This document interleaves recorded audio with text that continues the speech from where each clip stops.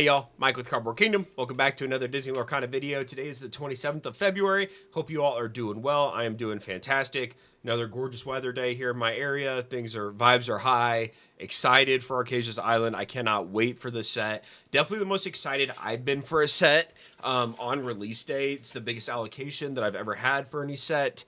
I am really fired up about it. Obviously the art, I've been very vocal about how much I love the art, how much I love the set. I think it's going to be very playable, and so from an expected value point of view, I'm very excited to continue to open the set because I think it's going to be profitable, and I think that we're going to be able to build our collections alongside selling singles, kind of the stuff that I always talk about. The product suite is great, like the addition of the gift box, the Lilo and Stitch gift box. I love that product. I think it's a great way for people to get into Lorcana and be able to, kind of like Pokemon, they have one thing they do well is they give you a way to interact with many different sets at once. It's not very often, unless you're doing like a booster box or an ETB. If you're doing any sort of their specialty products, you're going to be able to interact with different eras of the game or different eras of the TCG. And I think that this is a great product. This is kind of our first iteration of that here. Now, the price per pack is very much in line with Lorcana, and it's higher than what you would see on like the Pokemon side of things. So I think that from a pricing standpoint, obviously that's always going to be a little bit of a deterrent. But I'm very excited for this product. I have some pre-ordered through my LGS for $39.99. It looks like you can get them on TCG Player, obviously a couple weeks later, for down to below 37 now, which is awesome.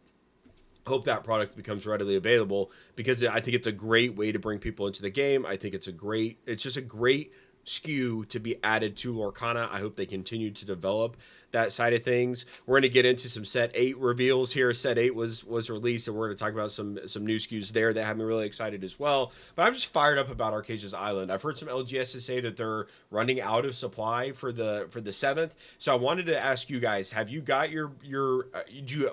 so this only applies, I know some of you, people from all over the world watch this channel, as I've learned, and some of you don't have access to an LGS, so this question would be reserved strictly for my people who have an LGS close. Do you have Arcasia's Island set for the 7th? If so, if you don't mind sharing, how much are you getting? What are you most excited about? And then have you had any trouble getting the product? I've had a couple reports of people saying that the Pokemon effect is kind of carrying over, and it's hard to get product on the release date, which I once again, guys, Lorcana it's not brand new, but it's a new game. The product needs to be available. People need to be able to experience it. We can't withstand a insane Pokemon bull market right now. Like, that would do a lot of damage to the hobby. It would do a lot of damage to Lorcana if some sort of significant, you had a Logan Paul, Mr. Beast, like hype cycle and everyone flooded to Lorcana. That could very easily kill the game. And so I don't, or not kill the game, but it would set it back for years. It truly would. So I don't want any Black Swan events right now. I just want good organic growth. Now, look, if there's just enough organic growth where people want the product, great. But I'm just curious if you guys have had any trouble getting product yet. I know my LGS, the sealed cases for the 7th specifically have been out of stock for about 5 days now. I don't know if they just haven't restocked it. I would imagine obviously they would if they could, but it's been out for a while now. They still have booster boxes, they still have individual packs, they still have the Lilo and Stitch gift box, but the actual sealed cases appear to be limited. But once again, that might just be an inventory issue on their behalf. I hope that it's readily available. So please let me know your thoughts in the comments and just give me your overall sentiment on Arcasia's Island. I cannot wait. In addition, I guess they've changed up the cold foiling layer where it's the entire card rather than just the art. And I think there was like a couple on a cold foil traditional card. Obviously, the art is cold foil. I can't remember what else. There's like a couple other pieces on the card that are, but the whole card isn't. I think that's changed for Arcasia's Island. That's changed. People are reporting that the cold foils are complete cold foil. So that's another adaptation to the art. Once again, I love anytime they're kind of playing with that, seeing how they can improve that experience. I think that is a great change on their behalf. Still want to see that additional rarity tier. But I love what they're doing there. So I'm fired up for Arcasia's Island. That's a 5-minute plug to get Arcasia's Island, I guess. I think the expected value is going to do really well, and I think we're going to be able to collect some amazing cards, some iconic cards like the Tamatoa, while also being able to sell some singles and come out at a at a decent rate. So excited for Arcasia Island. Moving over to set 7 now. We don't even have set 8. We don't even have set 7 out. Now we have set 8 reveals. So we got the SKU announcement for set 8. We have the trove over here on the left. This is kind of the outside. This is what the box will look like. Then the contents inside. This is what the actual trove looks like. We have our pack arts here as well as our booster box. Looks like we're gonna have Jafar, Rapunzel, and Minnie Mouse on our packs, and then we have some Mirabelle artworks here, or I guess Family Madrigal artworks here on the front, and then we have Mulan and Stitch on this starter deck. Is this Tiana? I think that's Tiana. It might be someone from Mirabelle though. I'm kind of getting mixed vibes there. We haven't watched Princess and the Frog much at all, so I just don't know. Is that Tiana or is that a Madrigal family member? Please let me know. But something that I'm really excited for this product, and it's just a reiteration. I haven't talked about it a lot, but one of the things that got me to go so hard into Lorcana is just the idea, there's a lot, TCGs come and go. There's a pile of mountain high of dead TCGs. It's very hard to break through in this industry. It's more, you're more likely to be a professional athlete than have a successful TCG. Now, obviously the idea of Disney behind this one gives it a huge advantage, right? They have a natural IP that they can use and integrate into the game. But if the game isn't good, people aren't going to play it, right? And so there's a lot that goes into that. Now, Ravensburger, one of the keys and one of the things that I loved about this TCG in particular is the fact that they have a century-long track record of the toy and game industry. So delivering valuable, fun, profitable, enjoyable tabletop games to play just as a regular game, board games. And that's once again a century of history that they've done at a high level. Combining that with the Disney IP and bringing in industry leaders from places like Wizards of the Coast to develop a good trading card game that can, they can kind of leverage their board game and tabletop experience, bring in the TCG veterans, have the Disney IP behind it. That's a recipe for success in a world where it's very hard to be successful. And products like this Palace Heist Illumineer's Quest, that is now the second iteration of what I would imagine would be some sort of co-op feel, has me very, very excited, because this is something that, once again, me and my wife and our family, we could just be at Target and just be looking for a new game to play or something, a fun way to connect, see something like this. The design of the box looks amazing. Jafar pops. It's a very well-designed product, kind of illustrating, once again, their tabletop background.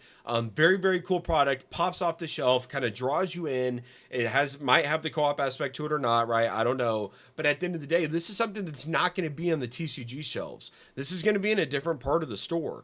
And that's something that I think, once again, is something that Lorcana has unique to it, in the sense that they can go into other sections that they have success in terms of Ravensburger and bring people into Lorcana. Another example of that would be the Disney Villainous tabletop game that they included the Prince John Lorcana promo for. That was very intentional, right? They're trying to get people who play Villainous to see Lorcana. They're trying to get people like me who collect Lorcana and play Lorcana to see Villainous. They have this vertical integration cycle that I've talked about many times before, whether that's in this tabletop space, whether that's going on a cruise, or that's turning on your TV to Disney Plus. They have a lot of ways they can bring people into this game, right, and this ecosystem, and that's something that has me very excited about just the future of Lorcana. But products like this are what make them different, and I'm very excited to see what this product looks like. What type of unique cards does it have in it, right? The Ursula's Deep Trouble quest box, Ursula's Return had a lot of unique cards in it. Had the confetti foil half ink or half. Man, I haven't looked at that. Half Hexwell Crown? What is it? Hexwell Crown's half ink Hexwell Crown. But they have the confetti foil inside the gold, contract pack or whatever. Very excited to see what they come up with out of this pack or this particular box. But overall, set 8 looks very exciting. Hopefully, we get our first Rapunzel Enchanted. Obviously, we have the trophy card, the top placement card for the Rapunzel, but we don't have an actual set Enchanted Rapunzel. Once again, don't get me started on first chapter. Could have been a Gifted with Healing Enchanted over a, Artful Road Mickey Mouse. I will go to my grave say that was just a wrong decision on their part. We already had the Wayward Sorcerer Mickey, another princess. Obviously, a very still, foundational in the meta today. That card would be doing numbers. So I wish we had the Rapunzel Enchanted, but maybe we'll get one here for Reign of Jafar. She's definitely on the marketing materials, on the pack arts, etc. So very excited for Reign of Jafar. Once again, I think we're just in a fun time for Lorcana. I think the lore is doing cool things, the story building. We're going to be getting worlds. We're going to get into 2026. We're going to get Pixar, right? We're going to get a new DLC season sometime within the near future. Like, I don't know. This year's flying too. It's already March, and or I guess we're 2 days away from March, but February's almost over, and we're rocking and rolling. So fired up for Reign of Jafar. Set 8 is right around the corner. It would appear. We don't even have Arcasia's Island yet. Like, let me enjoy Arcasia's Island, right? It needs a full 3 months of my attention. It needs a full hype cycle here. So very, very cool stuff. In terms of like the market side of things today, this is my main talking point here. I'm always looking at the D23 2022 sales, because that gives me a good understanding as a collector and someone who is collecting these Grail cards. What does the rest of the market, what do they value? What do they deem as a reasonable price? Just like, what is the market putting the worth on Lorcana for some of these Grail cards? We have seen, if you recall, if you've been around for a while, we had seen a lot of Stitches go to auction here as of late, and we had a very poor showing for this card about a week ago. Ended at $2,050 through Probe Scene. Now, I will say this auction ended on a Tuesday night, which I think is not very strategic on Probe Scene's part, but at the end of the day, they've been auctioning cards for probably about as long as I've been alive, so they know what they're doing. But I personally would not want my cards ending on a Tuesday night, just out of looking at historical performances and things like that across the TCG industry. Not when I would want my card to end.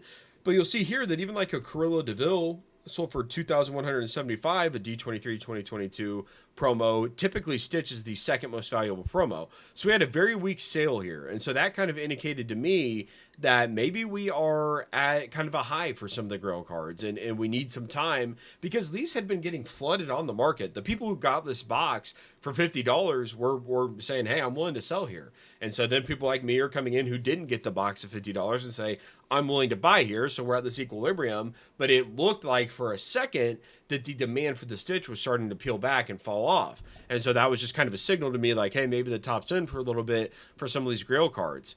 Turns out that the top is not in, and we're cycling up again. So we had a sale 3 days ago for $2,600 for a Stitch. That's $500 more than the previous auction ended a week and a half later. So now that buyer just got an amazing price, and the market is recovered off the back of that, whether it's new buyers coming in, more capital available, whatever that looks like. We now have someone who's willing to pay $2,600.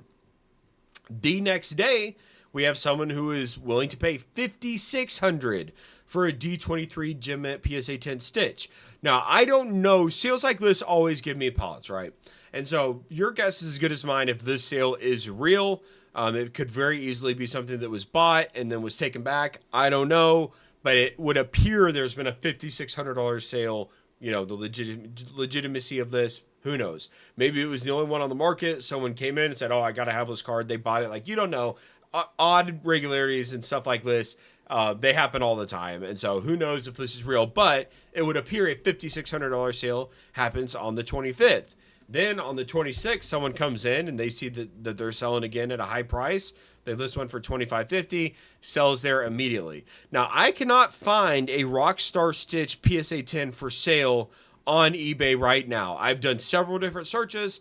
I cannot find one. If you can find one, please let me know. I found like a Pristine 10, which obviously you guys know I'm not a big CGC collector. Pristine 10 available for $4,400. Does look like there's a lot of watchers, and so it illustrates to me that there's at least a demand for this card at this price. Will it actually sell for like $3,000, $3,500? Who knows? But there's at least people watching it.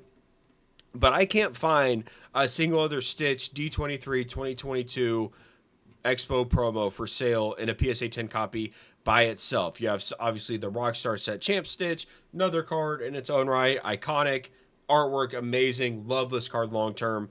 But you have the, just the regular set card, but I cannot find a D23 2022 Stitch. So I say all of that to say that it's very clear that there's still a lot of demand for this.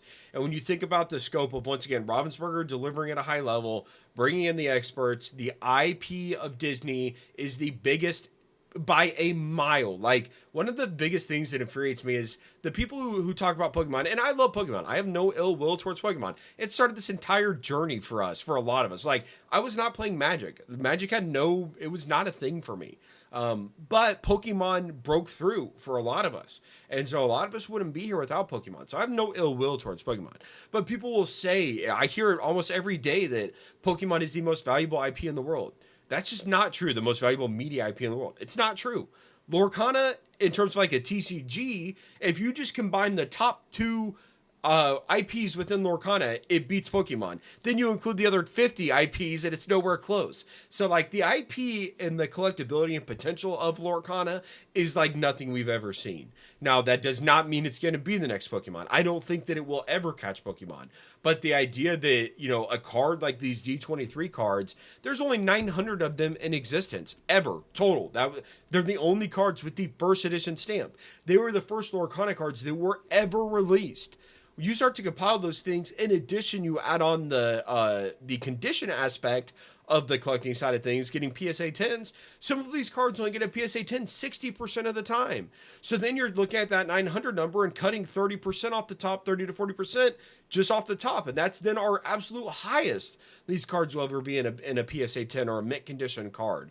And then you combine that with the fact that you look at the valuations of these IPs, and if Lorcana is going to be around in 5, 10, 20 years, they're severely mispriced right now. And so it's just, you know, I think obviously a lot of people are seeing that.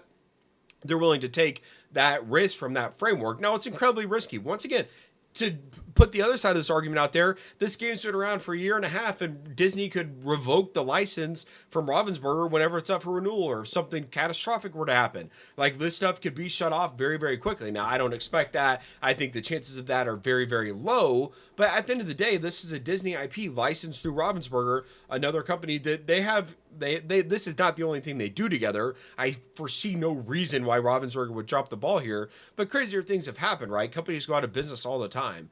And so that's the risk to it, right? Paying, you know, in this example, you know, if someone truly did pay $5,600 for this card, it's not worth $5,600 right now. To that person it is if they paid it, but this card is not a $5,600 card right now.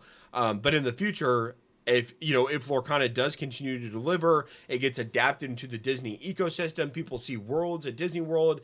We get some sort of, like, imagine if they dropped a Lorcana glimmer animation on Disney Plus, like something like that would break this entire hobby. They have not done anything like that. Right now, it's pure organic, either fun, just playing the game, or collecting with your family, opening packs, right? It's one of the few IPs that can provide that experience to me as a father with my children at a very young age. It's incredibly collectible. It's incredibly valuable. Like, this is a very good opportunity that's in front of us. It's very risky. It's incredibly risky.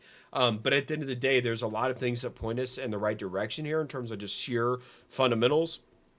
And that's why when I see, you know, we see that low sale for the Stitch, you know, barely breaking 2K after having it sell for 23 to 2,500 consistently, and then a couple of days later we bounce back and see significant growth again, right back to all-time highs, and now it would appear there's not even that many available for sale. So if you have a Rockstar Stitch, I would say now is probably a decent time to send it to auction. 10 days ago, I would have disagreed. I would have said do not auction a Stitch. We are seeing the lowest performance we've seen in a while. Now it would appear there's a shortage on the market. Now look, you guys know how I feel about Lorcana long term. I am a buyer in this market. I've been a buyer since I started. Sure, I've sold cards. I'm selling cards now. I'm selling some PSA free plug, I guess. My eBay store, I have some PSA 10 set cards for sale. I'm selling a Simba. I'm selling an Alice Growing Girl. I'm selling an Ursula from Inklands, and then Deceiver. And then I'm selling, I think I have one more PSA 10 Lorcana card at auction. But I'm, you know, once again, my priorities are constantly shifting.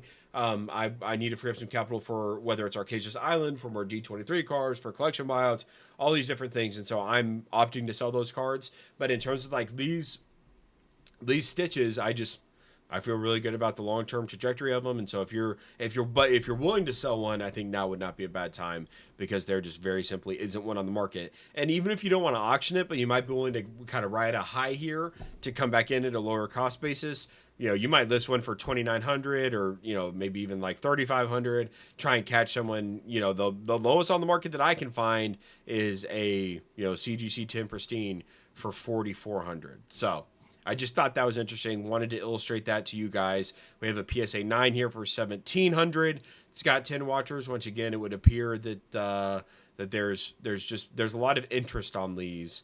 In terms of just overall collectability, as they should. Iconic cards, first ever to be released, first edition stamp, a lot going for them there. Just do a quick different search really quick to see if we can't get one to pop here, because you guys know how eBay is. So there's another 9 for 2,300. Yeah, I can't find a PSA 10 for sale on eBay.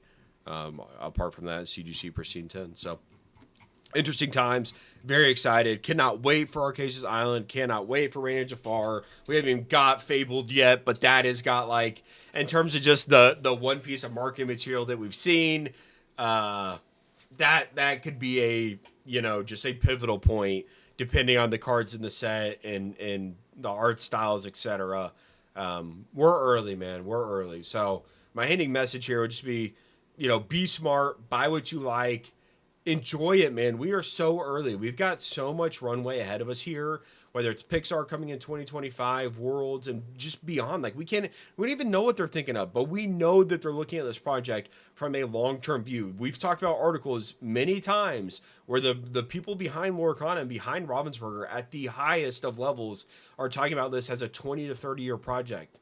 This is not something that's fly by night. They are not they're taking advice and taking criticism in the short term, but they have a long-term mindset as it comes to this game. They see a huge potential for it from a business perspective, and then that gives us, confidence or at least me, confidence as a buyer and as a collector to continue to engage in this environment. You're giving me stuff that I can resonate with my family, have an amazing experience, some amazing art, while also not having to fight someone at Costco for a Pokemon pack. And some of the this isn't the video. I need to end this video anyways. It's already over 20 minutes. But the Pokemon stuff, it's so people are gonna get burned so bad on that. And I don't feel bad for them because they're looking to make money. They're not going to. That's just the free market, right? That is, I've lost a ton of money on crypto scams and stuff like that. Everyone loses money. It is what it is. That's just part of it. But like Shrouded Fable is getting propped up now. It's this super hyped set. And the cards in that set, they're bad. That's just they're objectively bad. Now, if you enjoy them, then great. But some of these cards that are getting hyped to the, just absolute peak, they're probably gonna, I would say 90% of those cards are gonna be cheaper in 2 years than they are right now. And so, that's just my opinion, right? But it's just obvious that so many people are interacting with Pokemon on a pure financial level, and there's no organic growth or sentiment there. I should say there's none. There's a lot of organic. People love Pokemon, but the growth that they're seeing right now is obviously very non-organic. Now, that's not to say that it's going to collapse anytime soon. I'm worried about Pokemon for, I've got a buddy, I've mentioned him on the channel before. He is a long-time Pokemon collector. He is not someone who has a bunch of grill cards or anything like that. He buys the cards that he likes. He's taking years off here and there, but he's interacted in the Pokemon hobby forever, since we were kids. He never left. And people like him, he can't get product, and that feels bad. And so, people like him are the ones who lose whenever we've got these awesome sets like Surging Sparks and Prismatic. People are hyping up Journeys Together, right? I don't know much about it, but apparently it's a good set. And then we're going to get into Team Rocket, and then we're going to get into the 30-year anniversary. The people who are here now, they might still be around till that point. And so that means that there's a chance that Pokemon can never catch up, at least not never, but for the next couple of years, there's a world where they're not able to catch up with the demand in terms of supply. And so for people like him who just really enjoy the cards and want to spend $5-10 here and there, they're just not able to, right? And so that's just something that I'm glad we're avoiding right now for Lorcana. I want this to continue to be a place where people can come in, build their collection for a decent rate, buy the IPs that you like, and you don't have to break the bank for new product. And there's a lot that's good that's going on here that is the fundamentals to, you know, grow into something that's Pokemon that can survive cycles where people like my friend can't even get product, but like he just loves Pokemon. So he's going to be around in 2 years, 3 years, whenever the next bear cycle comes. He's going to be able to buy some really cheap cards that he likes that the people who are in it to get some free tendies are no longer able to do. But right now, that's not the case for Lorcana. You can have an enjoyable experience, and I'm really grateful for that. So with that being said, that is the end for today's video. Thank you very much for watching. I appreciate all of you. Please let me know your thoughts on Arcasia Island, on Reign of Jafar, and my overall, you know, nonsensical rant here. So thank you very much for watching, guys. We'll be back with another video soon. Bye.